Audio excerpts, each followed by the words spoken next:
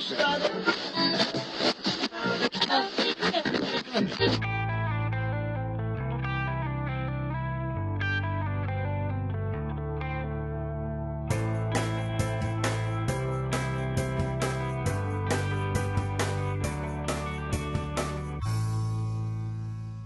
we're going to view from here. I'm at Driskill, live, sort of, in Singapore. That's right. We made a big move from Hong Kong a long time ago, and we're now broadcasting live, sort of, from Singapore. Today we've got a special show for you. We're talking to journalist, author Nick Macfie about his new book, Kiss Me Hadley, which is actually his second book, and I believe that's in a series. And it's available now on Amazon.com. Be sure and look it up and buy it. Full disclosure, Nick is actually a colleague of mine on the news desk of Reuters here in Singapore. We both share a deep love of Hong Kong. It's a great city, and the Foreign Correspondents Club in that wonderful city. And, of course, I used to be president of that club, so look it up on the website and take a look. So sit back, pour a glass of your favorite adult beverage, as Nick and I are doing right now. We're having a couple of glasses of wine. Stay tuned while we talk about writing, good wine, journalism, China, and anything else that comes up during the next few bottles on The View from Here. We'll be right back.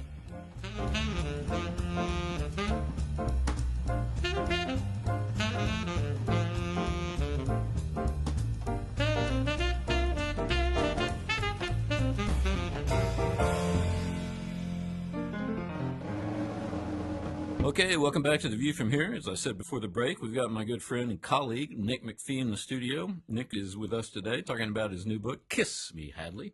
Nick, welcome to the show. Thanks, Matt. Great to be here. Yep. Lovely new studio. It's great. Yeah, the studio Driskill, that's what it is.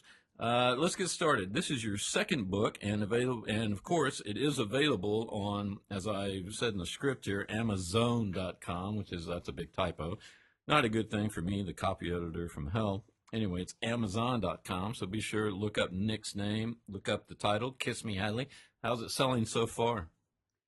Well, it's only just been released, so it's only just hit the bookshops here in Singapore, yet to hit the bookshops in England and Hong Kong. And England, I think it's going to be its biggest market.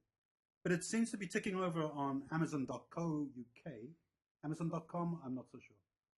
So there's a different website, Amazon.co.uk.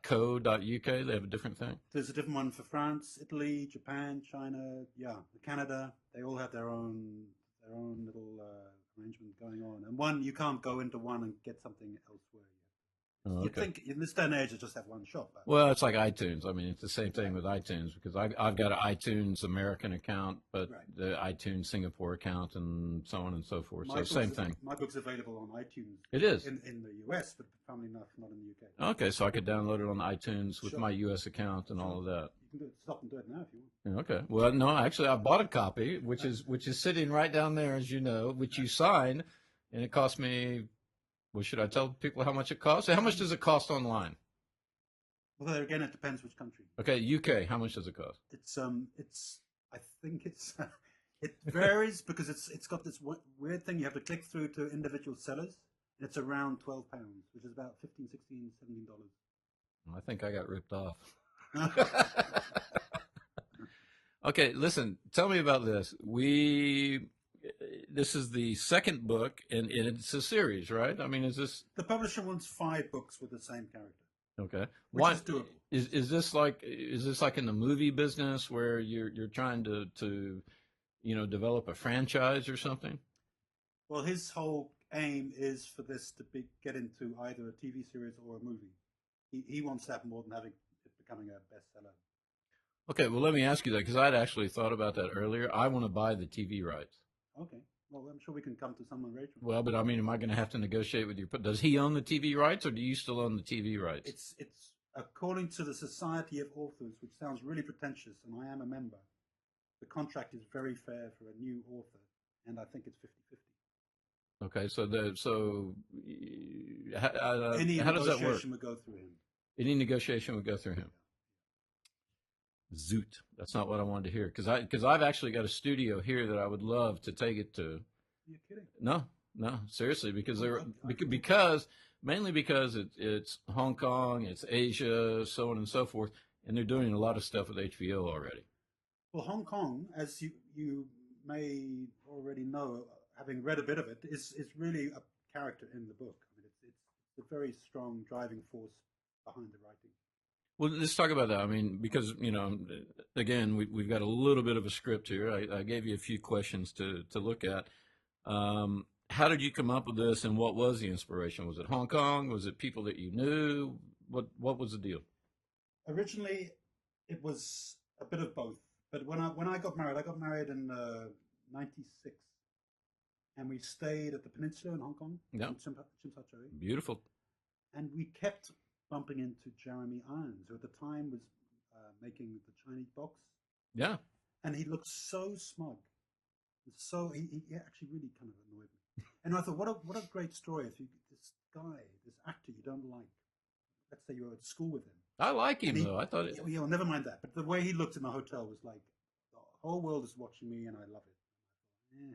Anyway, I had this idea of this reporter somehow bringing down this actor who's tipped to be James Bond. But they all sprang from that moment. Really? Jeremy Irons in the hotel, and then seeing him in Tsim Sha Tsui, and then seeing him way up in Nathan Road, and then seeing him again in Hong Kong. He was just everywhere. Yeah. No, that's how it started. Did you actually watch the Chinese box? Have you seen that movie? Yeah. It's great. I thought it was a good movie. I I thought it was okay. well, I actually auditioned for a speaking part, Ah, okay. and I didn't get it, which is another reason why I was really, I wanted to be in this thing. Okay. But a lot of Reuters people are in that movie. Who? David Fogarty, no longer with Reuters.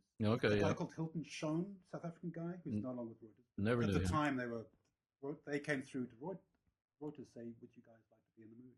Which is also a key scene in that book. This is the first book, Hadley, Okay.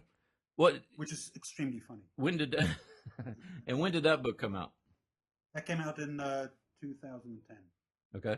And how did? I mean, was that pretty successful? I mean, obviously It you. got some good reviews, but in these matters, it's all up to the distribution, and the distribution wasn't that great. And I think it's going to be better this time round. But it got some good reviews, yes, and I'm pretty pleased with it. Though I prefer the second. I think you grow into this business of writing books.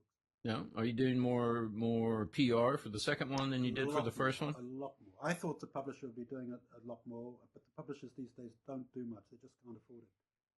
So I have a London company doing it for me, which I've paid for, and hopefully the publisher will fork up for as well.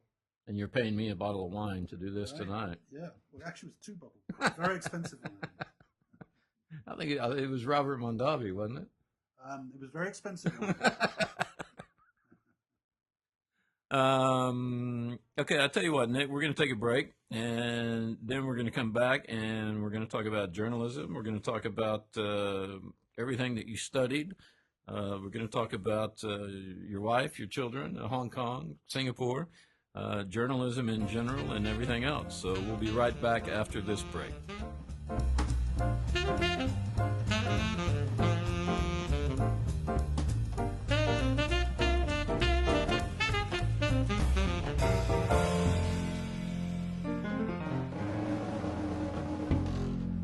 Hi, welcome back to The View from Here. I'm still live, sort of. Yeah, definitely live, sort of, from Singapore. I'm Matt Driskill. We're talking to my colleague, Nick Macfie, journalist, author of the new book, Me Hadley, which, of course, and we got to pimp the book a little bit. Excuse me, we got to promote the book a little bit. And I keep spelling it Amazon.com. I don't know why I keep doing that. It's a spell check on my thing. Nick, glad you're back here. Glad you're trying to keep me a little bit straight. Anyway, what were we talking about during the break that you wanted to talk about again? Well, it's a very visual book. Kiss Me Hadley, as was the first one, and it takes you to parts of Hong Kong that the tourists don't see. It's not just about a casino, stock market collapses, or floating restaurants on fire, or the girly bars in Wan Chai. It goes up into new territories, bars in new territories, to villages in the new territories, and it shows what I think is the most beautiful part. Well, we're skipping ahead in the script a little bit, and it's not a real script; it's more of a guideline and all that. But let's talk about Hong Kong. I mean, I love the city. I moved there in 1997, just after the handover. Lived there until about 2000. Moved to Paris, stayed there for 2 years. Moved back to Hong Kong, and was there. Got married there. My son was born there in a public hospital. You love the place. What is it about Hong Kong that does it for you?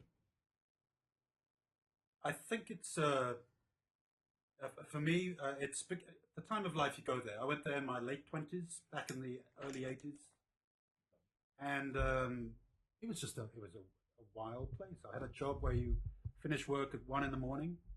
What do? You hit the bars till 1 in the morning. You hit them until 6 in the morning and sleep through the day. I mean, it was so unlike England, so unlike Australia, where I'd been working in newspapers before. It just did it for me. And from that, I grew. I started to learn the language. I sped out away from the island, and I got a motorbike, went up to the New Territories, lived for over 10 years in this little village in a banana plantation. For heaven's sake, it was gorgeous, just heaven on earth. Up in the New Territories. Yeah, Okay. in a place called Gaoluha in Lam Tune, which is near that big expat place, Honolulu. So you had all the services at the doctors and the park and shop and all the supermarkets, but you were out in the middle of nowhere. It was gorgeous. Now, see, I don't even know that place. I mean, most of my time, when I moved there, I lived on Elgin Street, first place, Million City Court. Was living Lovely there. names again. Moved in with Emmanuel in Kennedy Town. Then we moved to Paris. Then we came back. And then we were making a little bit of dosh and lived on Shufai Terrace, what was it? No, Tung San Toi, which was close to Shufai Terrace or whatever. Right. But it had a great view over Happy Valley and all Yeah, that. yeah, yeah. Is that near the old Asian Wall Street Journal office, AIA building? Well, no, this was up in the residential area, Okay. so kind of up in the hills and all that. So Right. I don't even know where the Asian Wall Street Journal is. They never would hire me, so I could And, never get a job there.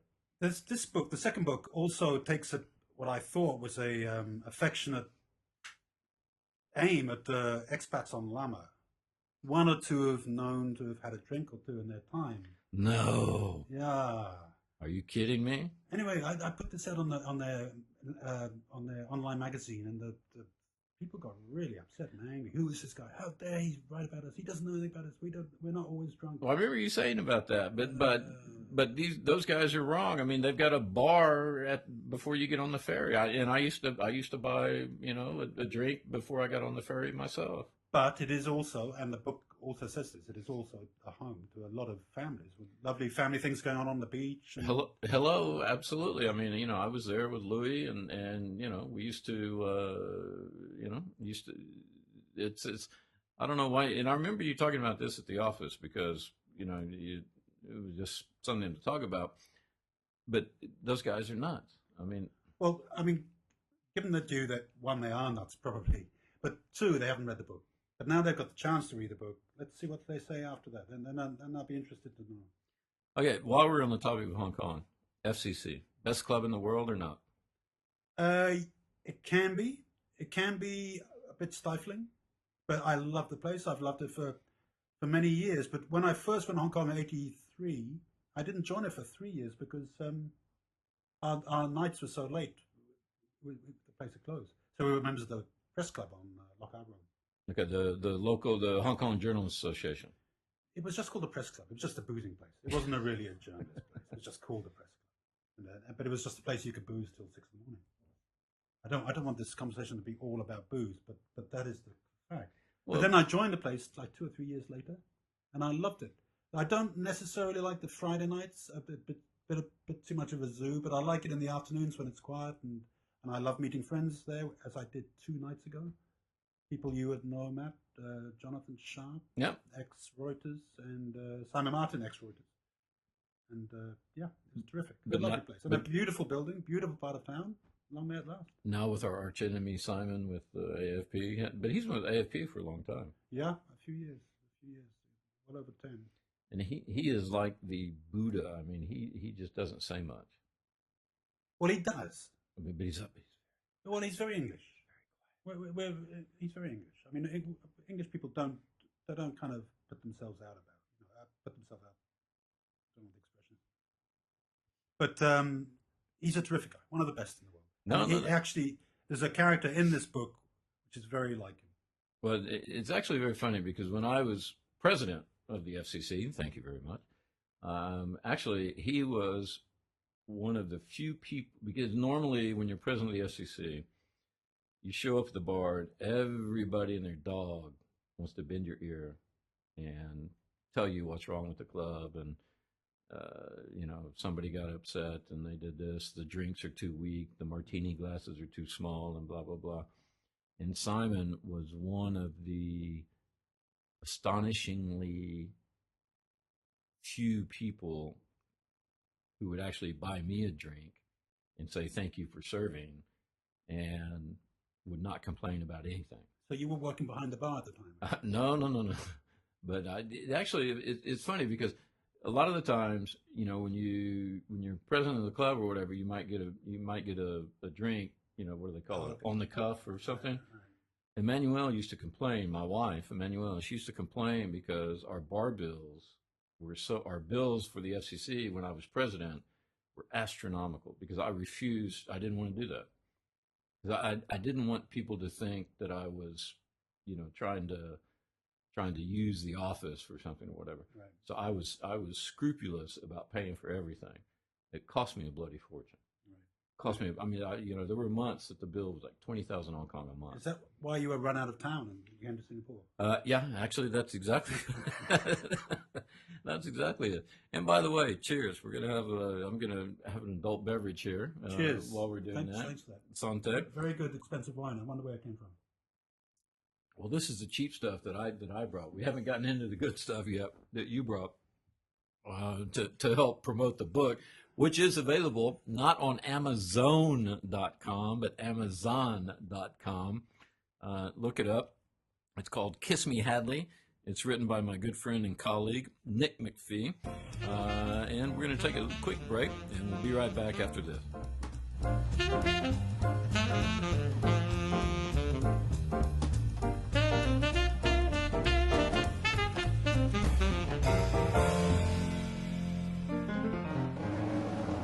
Hi, welcome back to The View from Here. I'm Matt Driskill. I'm still live, sort of, in Singapore. We're talking to my good friend, author of his second novel, Nick Macfie. The novel's name is Kiss Me Hadley.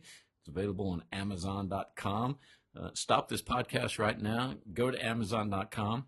Download it, buy it, pay for it. Nick's got 2 daughters. He's got to put them through university, so help him out. Is that how we... All of it's true. Is that how we promote the book? Anyway, Nick, we were talking during the break. We were talking about the plot, and this is your second novel. The first one was just called Hadley, right? Right. And this is called Kiss Me Hadley. Right. Who's Hadley? Hadley he's a journalist. He's not a bumbling journalist, but he's a good journalist. But he's a journalist who finds the world confusing, and things happen to him which confuse him. That's the source of the humor. He's not completely in control of events. And a lot of what happens is kind of surreal. But the plot of this one, the plot of the second book, Kiss Me Hadley, it's a much more plot-driven book. And it's based on a short story I wrote, which was runner-up in an online competition. Really? Yeah, a worldwide competition. Great. What? It was about my time as a croupier in a casino dealing American roulette in London. Okay, well, let's stop there because I was reading your bio here, and I thought this was very interesting. Okay, and we're going to come back to the plot. Okay, we're going to save the plot, but we've got journalist, of course, lawyer. Was it the College of Law? Was it? School. It's called the College of Law. Yeah. Okay, so did you actually become a lawyer, or you? I was 6 months off becoming a lawyer, and 2 months and 2 years of doing what's called being an article clerk. So I was a long way off. Okay, so I loved the law. So almost a lawyer, journalist, editor extraordinaire. You're a great editor, of course, and full disclosure, as I told you before, guys, Nick's a colleague of mine on the desk at Reuters here in Singapore. Lawyer, journalist, author, and now croupier. And then also tell us about you did a little stint in New Mexico where our Breaking Bad thing was filmed. Albuquerque. You were actually in Albuquerque where Breaking Bad was done, but you were... Okay, full disclosure here. I've never seen Breaking Bad, though everyone tells me it's just brilliant, so I have to see it. You got to watch it. But I had a wonderful time in Albuquerque, New Mexico, and in Santa Fe, going backwards between the two. It's, at the time, I thought it was the most beautiful place I'd ever seen. The city I know has grown hugely since then. We're talking about the late 70s now. But I had a great time, great bars, met some pretty girls, played lots of pool, did all the stuff Englishmen, want to do in America. Even took the Greyhound bus down Route 66. I mean, how cool does it get? But this is when I decided not to become a lawyer. I've actually got a piece of Route 66 over here that we got. I'll show it. It's a piece of asphalt, but cool. It's actually from Route 66. We got it when Manuel and I were there. Fantastic. Let's go back to the book, Hadley. Right. Tell us about that. Tell us about the plot of the second book. Or the first book. I mean, do we need to start at the beginning? The first book it's bizarre. It's about this guy was at, as I said, the Jeremy Irons connection. So Hadley was at school with this guy who became a famous actor. Let's say Jeremy Irons, but it isn't, obviously. It turns out that Jeremy Irons is going to be the next James Bond. Some mysterious gangster come casting agent approaches Hadley to do what he can to bring down this actor, to ruin his reputation. That is the premise. It's a ridiculous premise and has a ridiculous end. The second book, the plot actually happened when I was at the casino. It's about what one guy did in the casino, and that's how it ends up. But it's a kind of rewrite of the Christmas Carol, Good King Wenceslas. It's about someone doing something good for someone else and then disappearing. But it involves Hadley going undercover as a croupier in London and then getting sent out to Asia on this illegal thing. That's what he was investigating. It turns out it's on a rusting tanker in the Hong Kong harbour. Why in Hong Kong? You've got to read the book because, as you know, there are plenty of casinos in Macau just half an hour away. But it's you have to read the book. Now, I have been reading the book, and you see it down there, and I realize I'm not done with it yet, but you got a few sharp words for the old wire agency types like we are. But affectionately so. There's nothing hard. I mean, and full disclosure here, I've worked for other agencies as well. Reuters, yeah, AFP and all that. And plenty of newspapers. So there's, some of the barbs not aimed. I better say, none of the bombs is aimed at anyone I know right now working at Reuters. But certainly a lot of it comes from. Well, listen. I know none of them are aimed at Reuters because we both got to get up there and go to work there in the morning. So at least I do, anyway. But it's all affectionate. It's all affectionate. Okay. Listen, Nick, we're going to come back. We're going to take a quick break. What do you want to talk about next? How about talking about my book? Promote the book again? Amazon.com, Nick Macfie, Kiss Me Hadley, buy it now. Buy it now, buy it now. Okay, we're going to take a break real quick. This is Matt Driskill on The View from Here. We're talking to my colleague, Nick Macfie, the author of Kiss Me Hadley. And seriously, go on Amazon.com, take a look, buy it. It's a great book. You'll enjoy it tremendously.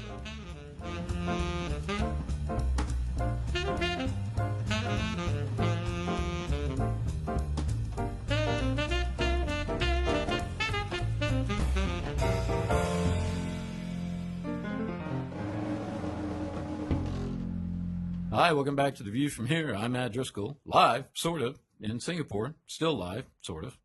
We're talking to my good friend, author, journalist, Nick Macfie, author of his second novel, Kiss Me Hadley. We've been talking about writing. We've been talking about journalism. We've been talking about living in Hong Kong, all over the world, the Foreign Correspondents Club. Lots of other things like good wine, which I think we both agree is one of our favorite things, right? For sure, yeah. Yeah, absolutely. And Nick brought a very lovely red wine that we've been decanting, and we've got the nice decanter over there, enjoying that. Nick, one of the other things that we share, actually, is our, I guess, I love Sri Lanka. I mean, you love it. Did you like it there? You loved it?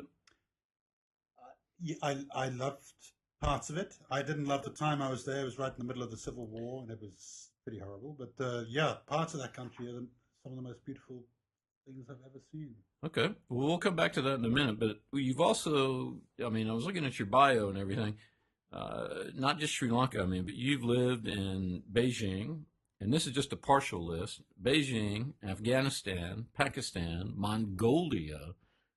Well, not living. I've visited. I mean, Okay, I've worked in all these places. worked in all these places. I Okay. lived in Beijing. Okay, you were shaking your pen at me like what, am I in Like, trouble? Am I? well, I was thinking, how am I going to lie myself out of this one? Living in Afghanistan, Just lie. sending my kids to the local school. No, it didn't work that way. I lived in Hong Kong for 14, 15 years, and I'm itching to get back, and I will do one day. I've lived in Singapore for 6 years the first time, now 4 years this second time. Where were you married? Actually, because Hong you're Kong, married, Hong Kong. you have a lovely wife and Yep. 2 kids, Two two kids. daughters, Yep, yep. and married in Hong Kong at the clerk's office down at City Hall. You got it right in front of the Peninsula Hotel. Was the Well, I met Jeremy Irons, and he pissed me off. Yeah. were the walls still covered in this purple whatever? I can't because that's where Emmanuel and I got married. I don't remember anything purple. Yeah. Maybe I was liquored up. I don't know. But it's a distinct possibility. Taking little pills. Or something. I have no idea. But tell us anyway. Tell us about. We were talking during the break. I mean, you've actually got a third book in the works. Yep, I'm 10,000 words into that. It's about a Hadley. It's this one. I mean, it's full of the jokes, of course, but this time he actually gets the girl. But the girl is like, I'm not going to offend anyone by saying this, it's like a Benazir Bhutto type character in Pakistan who has some. She's a respectable woman. But she was is, a respectable woman. and she was wonderful. And I met her many times, and I actually knew her for a while. A couple of weeks, I was out on the trail with her, and we'd been in her car, and she was great. Not without her flaws, but she was great. But this story is based on what I saw in Pakistan, where I've been many, many times. But this woman is not like Benazir Bhutto to the extent that she has lots of Western flaws in terms of wanting to drink too much and do funny things like funny substances. It's a comedy, but he falls in love with this girl, and that's as far as I'm going to go, and it works out. And the trick is to be able to write it without having a fatwa put out on me.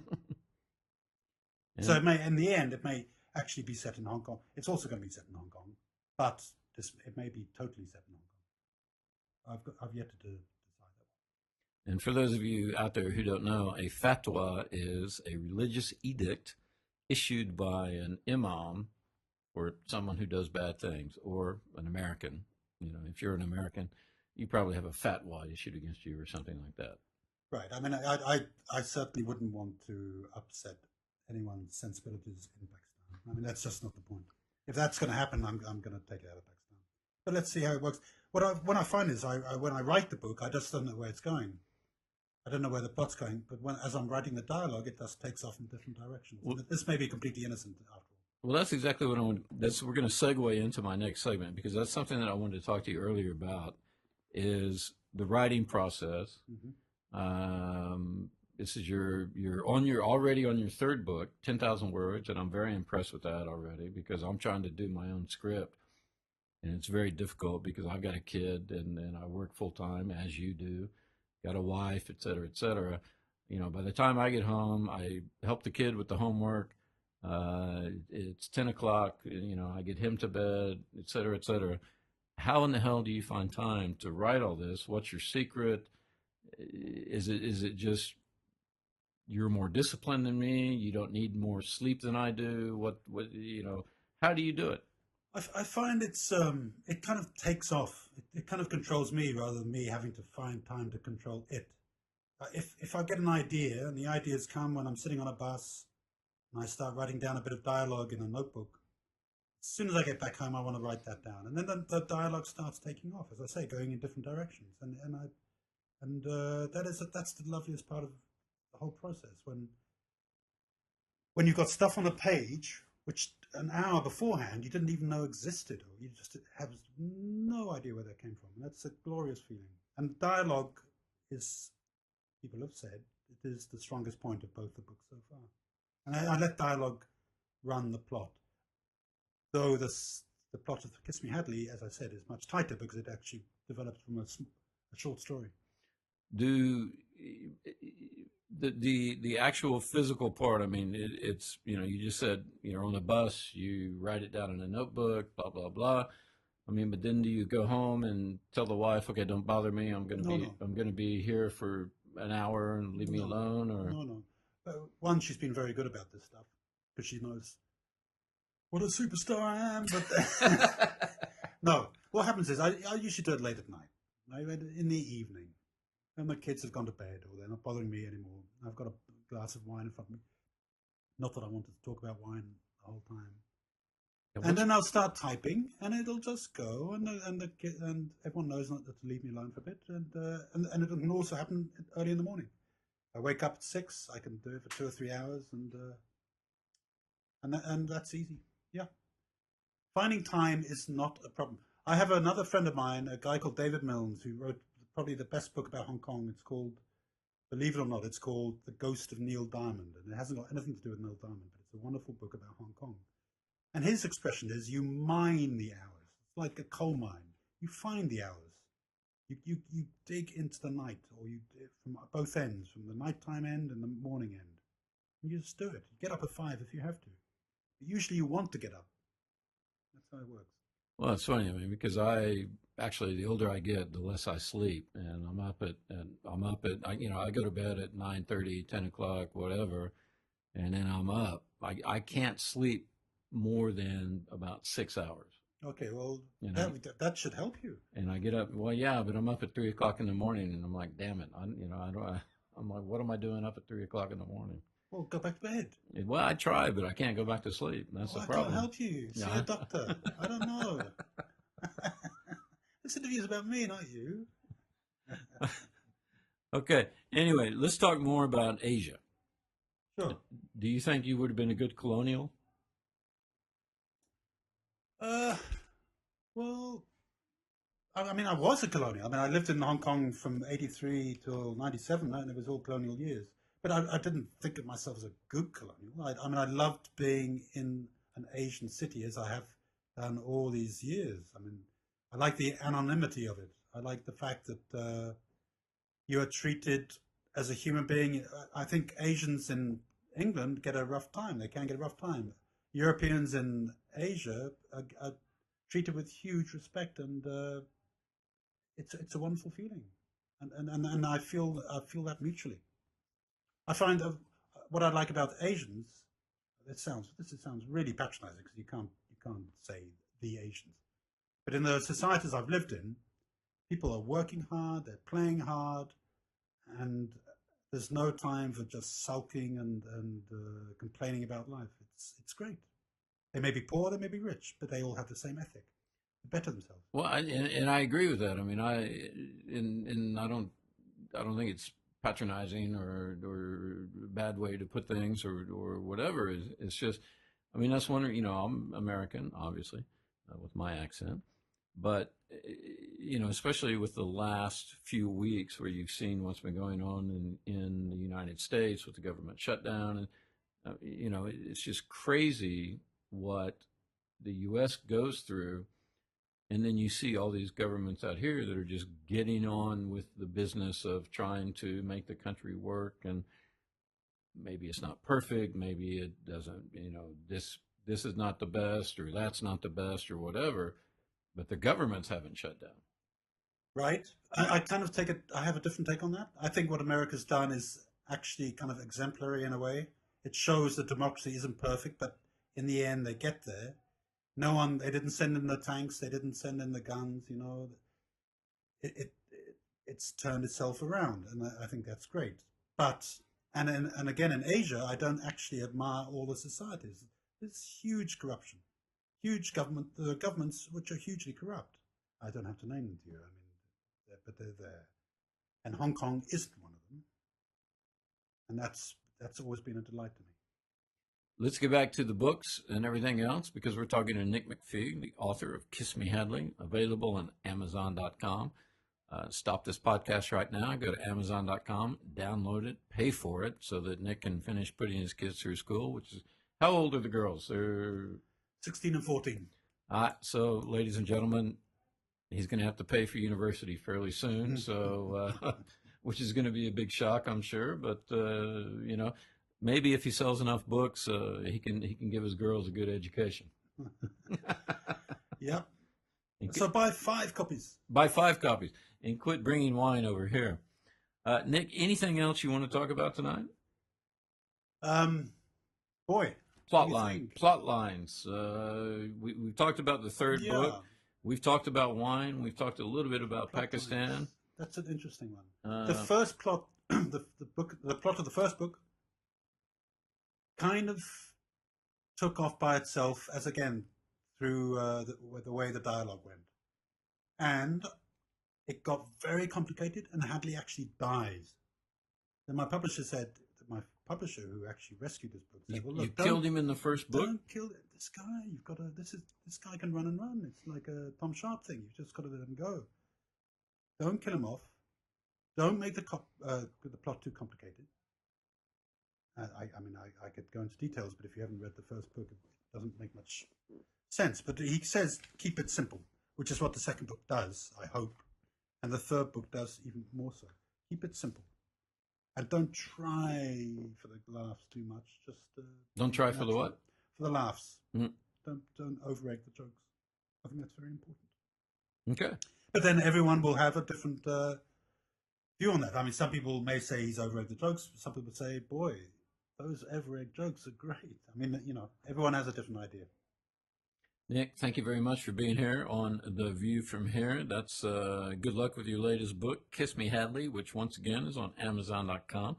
Check it out and buy it. We need to support our local writers. That's it for me, Matt Driskill, on The View from Here. Stay tuned on iTunes or YouTube for the next podcast. Until then, we'll see you later. Thanks.